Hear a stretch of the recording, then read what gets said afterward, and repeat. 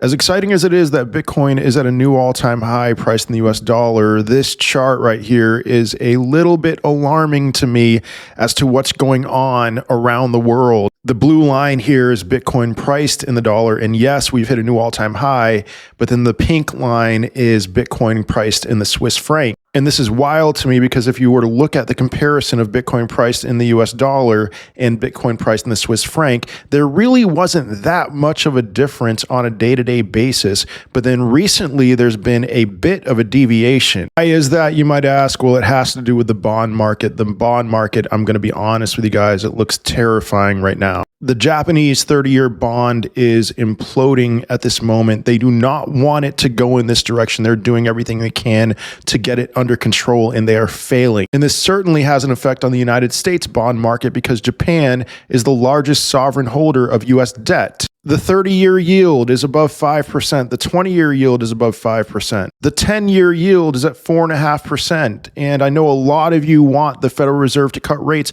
How are they going to be able to cut rates if the bonds are moving in the wrong direction? They are stuck between a rock and a hard place. They either need to print trillions upon trillions of dollars to buy treasuries and bring these yields down, or they need to cause widespread panic and allow the stock market to just absolutely implode. And so what does this have to do with Bitcoin priced in the US dollar versus Bitcoin priced in the Swiss franc?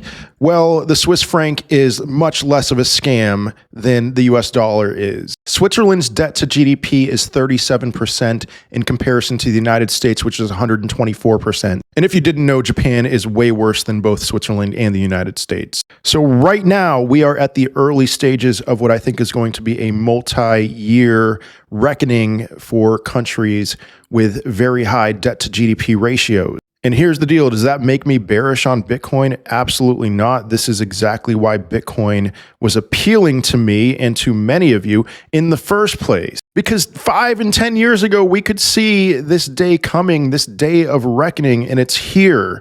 And it's amazing to me. And Bitcoin is a fantastic alternative to the fiat currency scam.